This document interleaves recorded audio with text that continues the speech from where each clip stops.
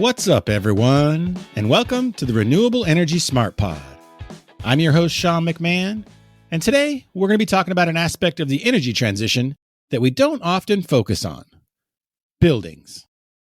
Buildings are responsible for about 40% of energy-related carbon emissions around the world. That means any conversation about net zero needs to feature insights about the efficient construction, and perhaps more importantly, the efficient operation of buildings. Think about it. We can generate all the renewable energy we want, but the march to net zero is going to take an unnecessarily long time if that renewable energy is used to power inefficient buildings. To learn more about this topic, I'm pleased to welcome Mark Reinbold to the show. Mark is the Vice President of Global Sustainable Infrastructure at Johnson Controls. He and other members of the C-suite from Johnson Controls were at COP28 in Dubai. So Mark's going to share what he gathered from that event about how business executives and other leaders are planning for the energy transition. And when it comes to renewable energy, be sure you stick around till the end of our conversation, when Mark shares his insights about a promising shift he has detected in how business owners are looking to access renewables. I learned a lot from Mark about how sustainable buildings of the future will interact with the grid and the role technology will play in that interaction. I hope you enjoy this conversation.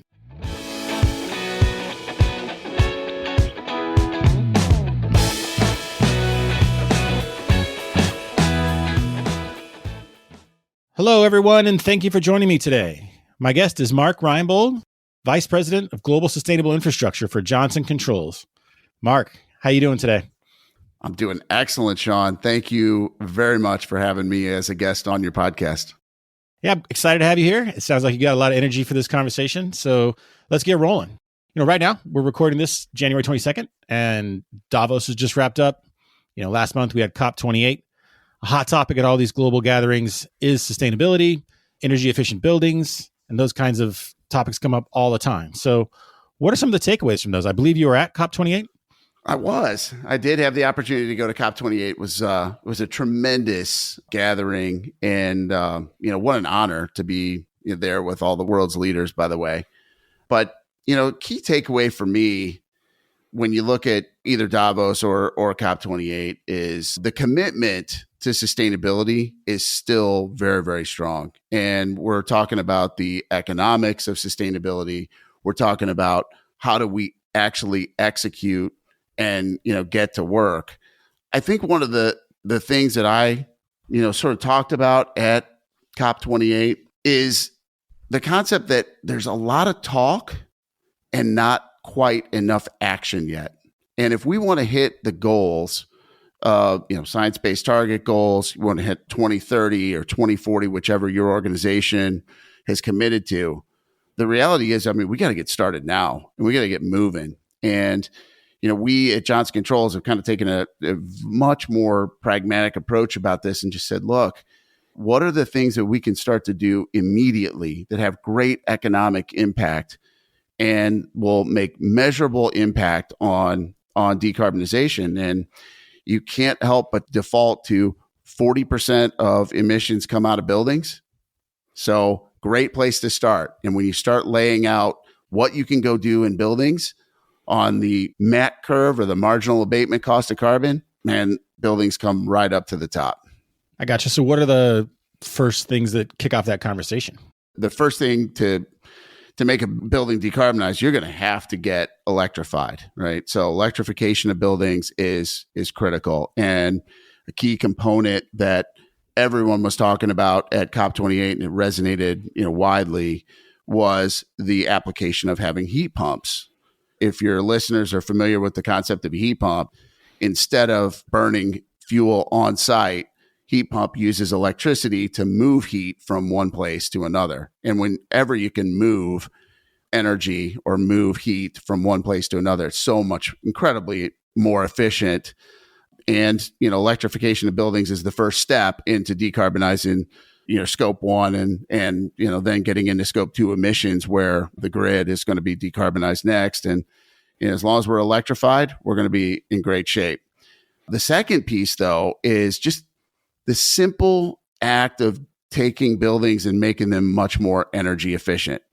And energy efficiency in buildings is something that we walk by these opportunities all the time. And Johnson Controls and my team in sustainable infrastructure, I mean, we're doing everything possible to make it easier for our customers and for the world to take action now in buildings to make them more efficient.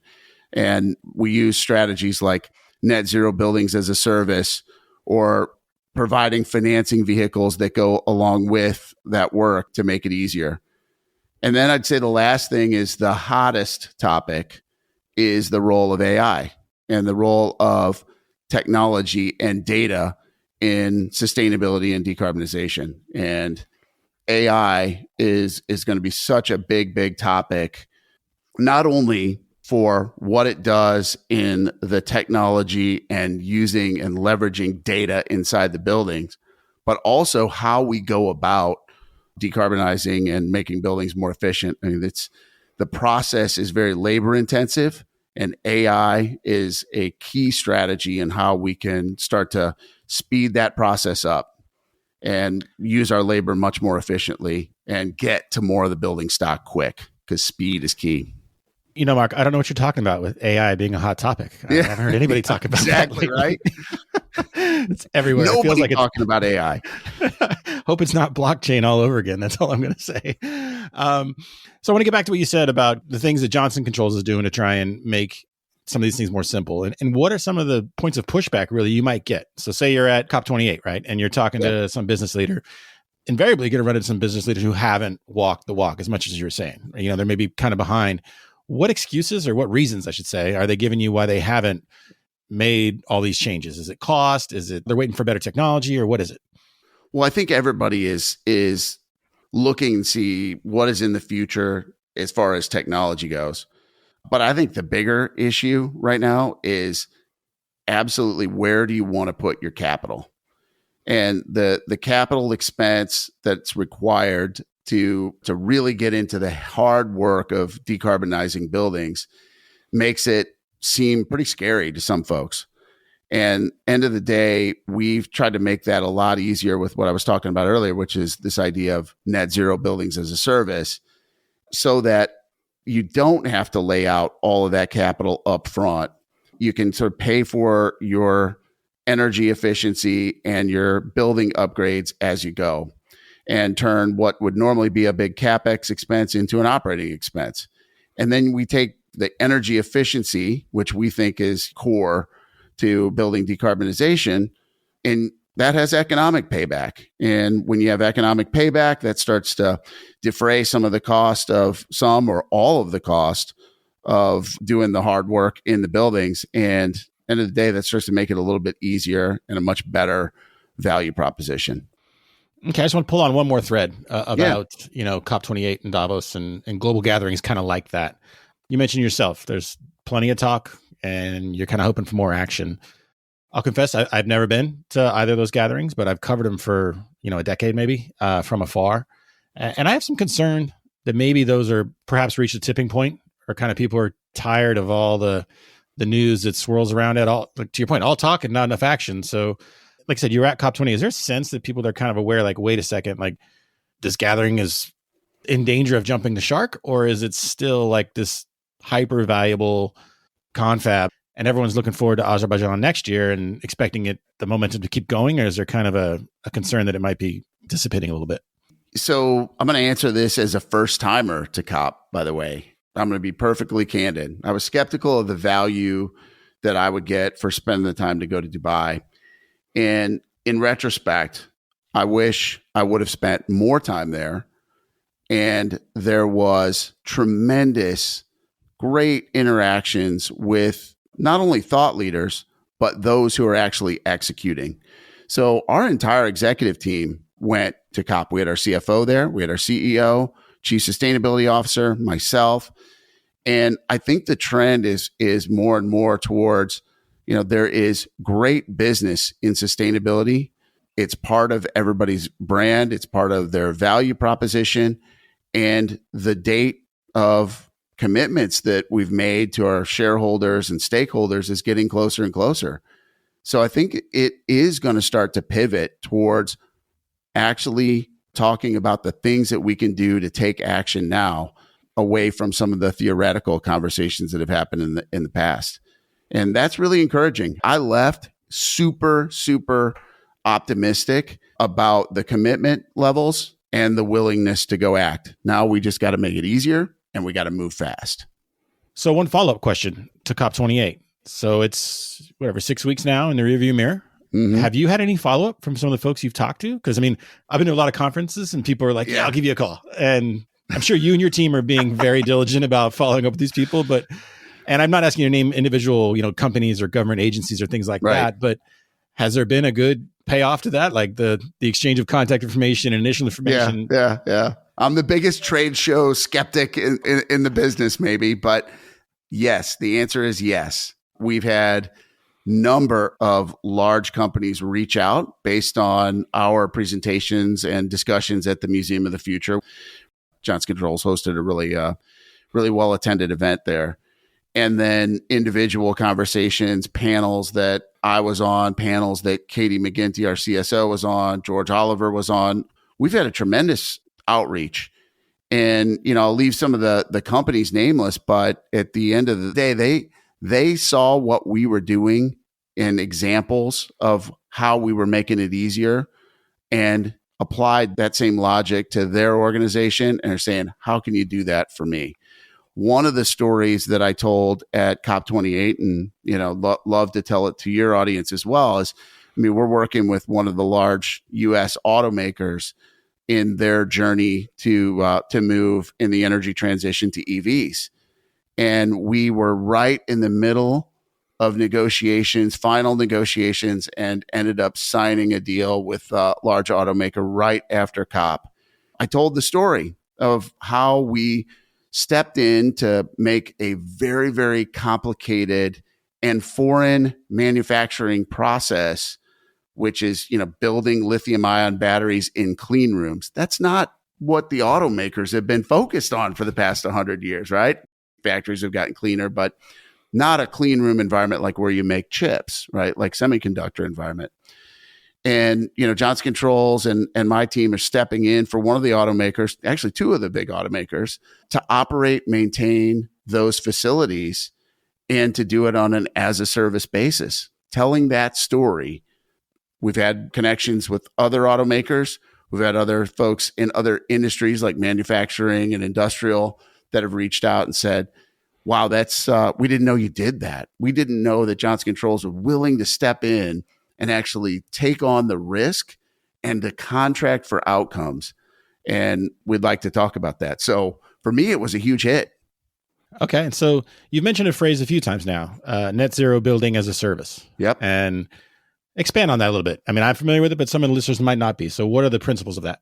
Well, the principles of this is it's pretty common, and we've built on the idea that, we can contract for outcomes. So our legacy, and when I say it's common, I shouldn't say that. It's been around in the form of performance contracting. So you think back about energy performance contracting in the United States, at least, that's been around for 40 plus years. And all of it is based on the idea that you want to transfer risk, have a single party to come in and execute work, and have a financing mechanism that goes with it. So we've built a tremendous amount of expertise. We're one of the largest legacy ESCOs in North America. And we've also built a business that's called Buildings as a Service. And that's where we come in and operate entire buildings. When I say operate them, I mean we can build the infrastructure, we'll operate and maintain it, and we'll take care of it all the way through its life cycle. So when I combine, our history and our performance in performance contracting with the operations, maintenance, and life cycle that we can do for a building and Buildings as a Service, you get to this idea that it isn't that much further with great partners and with additional capability that we've built up over the past couple of years, that we can then now start to manage the supply side of energy procurement. We can also do what we do best in making buildings efficient, digitalize those buildings, and then operate and maintain them over the period of up to 20, 30, even up to 50 years. So when we put all that together, it makes it so much easier for somebody to say, hey, I want to buy a building that has high performance and that operates at net zero than to try to go piece all those things together themselves. And end of the day, we just make it a simple, easy one, monthly or annual payment for them and bring all of that together. And we'll live up to the commitment of delivering net zero building as a service, or we'll make them financially whole for not doing so. One of the two. Wow. So there's a little financial, you're putting your money where your mouth is, huh? We do. I mean, we take pride in my team in managing risk on behalf of our customers. I mean, we have a massive portfolio in this business, and we have $6.5 billion of open guarantees sitting here right now that my team manages. So it's really not very much of a stretch for us to move into managing those outcomes around net zero buildings. And it makes something that just a lot of people just don't want to deal with it. They want the result. And a lot of our customers are saying, just give me the result. You take care of the process. We're talking about net zero buildings, obviously smart buildings. And when we talk about that, we're talking about buckets and buckets of data, right? Mm-hmm. And I know, when I was doing research before I talked to you, you guys recently put out a report where you collaborated with Forrester Research on smart building data and trends kind of in that sector, how it's collected, how it's used, things like that, if it's collected, if it's used. What were some of the key takeaways from that study or some of the key findings? Well, I mean, that study was so confirmational of everything that we've been talking about at the beginning part of this conversation. I mean, we went out, we interviewed almost 3,500 customers, was very confirmational in that sustainability is a top business priority for our customers and for those that were surveyed. I think everybody came back and said, look, it's going to be really, really hard to get to these results and to get to our commitments without great partners. And, partnership is what we're all about. When I'm talking about the idea of net zero buildings as a service, you can't do that without a partnership and somebody that you trust over a long period of time. But the thing that probably comes back to the data and AI question is that overwhelming majority said that smart buildings have to be leveraged. And that's something that is, sort of music to our ears as we've built out our Open Blue platform. And Open Blue is our digital platform and digital technology that leverages AI to help make decisions based on the data that's coming from buildings. We make good decisions with that data that drive meaningful outcomes. And I just love seeing that coming from the building owners. And then, I think there was an expectation out of that data in the survey that AI is going to be a part of the answer. And we certainly see that. And we certainly see that if we don't leverage AI, we just can't get enough done fast enough and cost efficiently enough to really hit the targets across the massive amount of building stock, that we're talking about. I mean, when we started our journey and started to build out the team that I operate globally now, we did some market back research, and you get to the point where you look and say, once the market is over $1 trillion of market opportunity, it's just so massive that even as a supplier, you start to look at it and say, that's a little overwhelming. Can we if we put everybody in the industry to work right now, could we get all of it done? And the answer really is not without technology, not without digital, and not without AI. Okay, so let's get in the weeds a little bit on the AI piece. We kicked off this call kind of joking, but seriously joking about how it's everywhere. It's everything anyone wants to talk about. Right. What are some kind of real fine-tuned ways that AI can deliver on some of the things you're talking about? I mean, is it, HVAC ways, controlling heating and AC? Or is it further up the supply chain or even the building chain? Or what does it look like? Well, I think it's a lot of all of those places, but I'm going to try to give one sort of concrete example. We're working on taking a part of Open Blue called grid interactive optimization. So we believe that the buildings need to be part of a operational part of the utility grid. And what I mean by that is the grid is stressed. And you think about EVs that we're moving to, a lot of new load. You think about electrification of buildings, which I talked about, which is absolutely essential to decarbonization of the building stock. And then the third piece is, as much as we love AI, it also comes with the price of more and more data centers that are being added to the grid. So when you start to think about our building stock, it can be a very, very effective, what we call virtual power plant. And the idea here is not totally new, because for those who've been in the building industry, you'll know what I mean when I say demand response, right? Demand response, utility sends out a signal, the building sheds some load based on a pre-programmed scheme that, maybe it shuts the lights off, maybe it, raises the temperature a degree or two. But if you really want to drive a bunch of value in that virtual power plant, you got to get much more advanced. And you got to start to think about, how can I impact Sean's office right now to the maximum extent without making him uncomfortable? So the idea here would be, in the case where a building needed to shed load and we apply AI, I start testing you, Sean, and I say, all right, today, 68 degrees. Tomorrow, 67 degrees. Until you get up and actually go press that thermostat, I'm going to keep lowering the temperature, since here we are in winter, until you're, uncomfortable and you do something about it. Because everybody has a little bit of a different reaction, right, to, changes in their environment.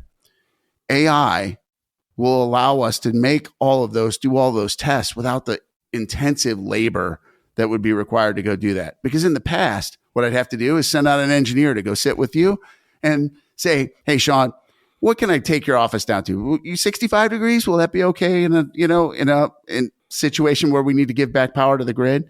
So having those sort of mundane decisions made by AI will enable us to build a product and grid interactive optimization that creates massive amounts of opportunity, both economically and capacity.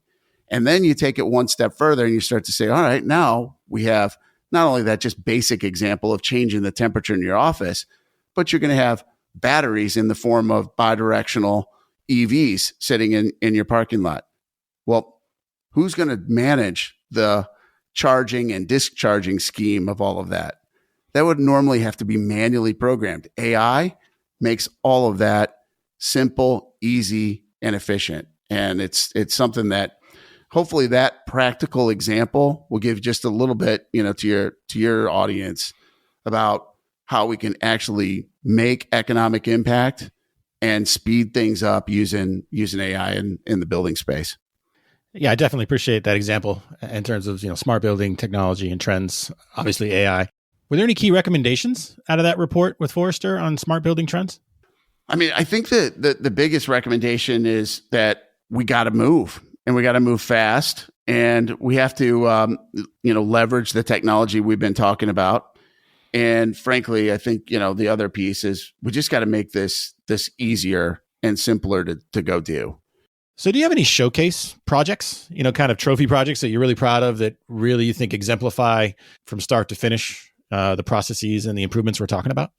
Yeah, absolutely. I mean, other than, I'm very, very proud of the ones we talked about in the automotive space and the EV energy transition, but one that's really kind of gives you a sense of making this easier and making it real is University of North Dakota. We did a project with them, and they've been a long time customer of Johnson Controls. In fact, we found invoices from this customer back from like 1912. I mean, I don't know if your listeners know this, but Johnson Controls is almost a 140-year-old company. We have very, very long-term relationships with some customers.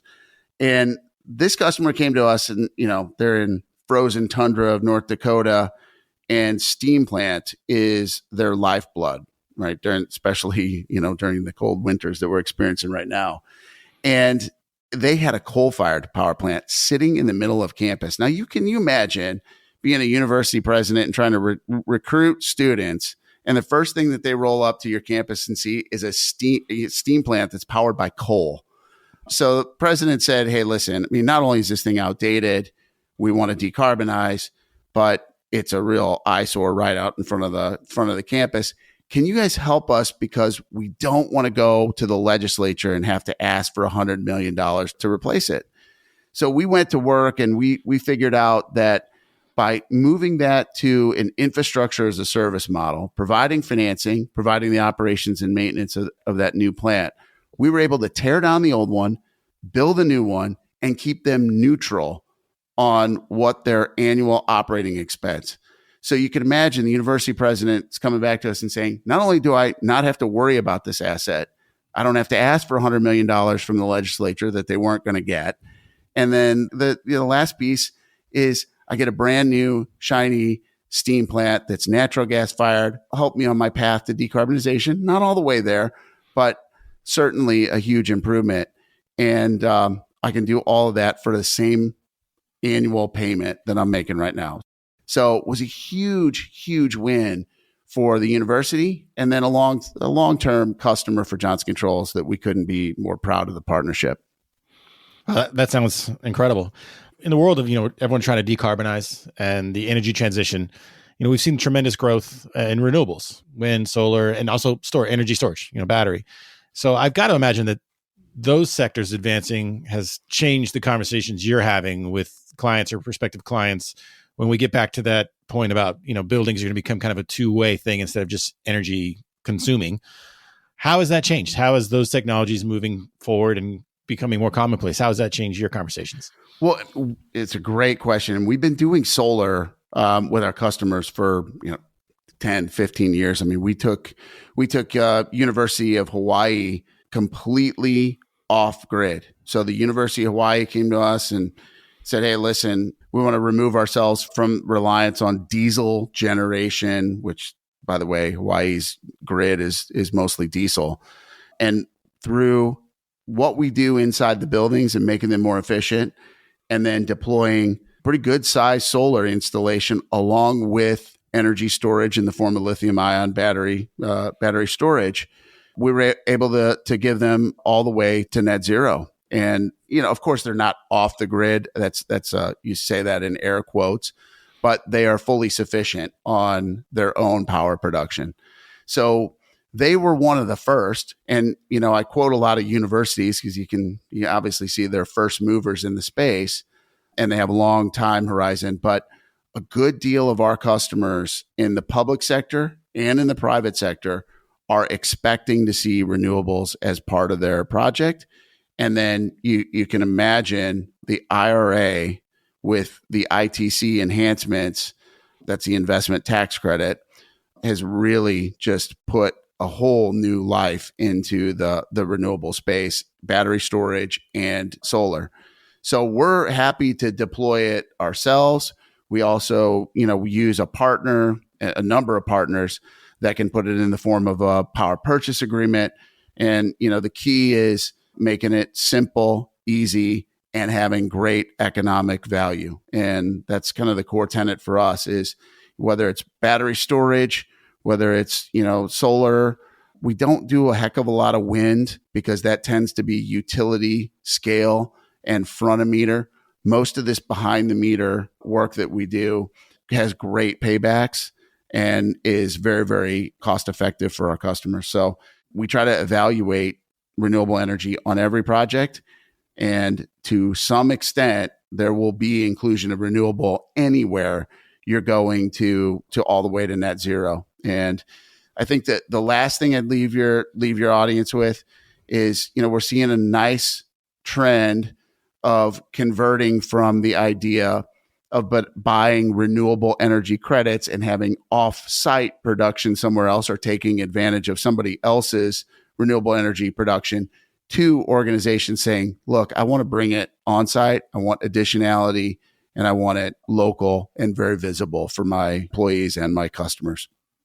Wow. I'm glad to hear that trend is becoming all more common. So listen, Mark, thank you for your time. I appreciate your insights. This has been great. Sean, it's been my pleasure. And thanks for having me on.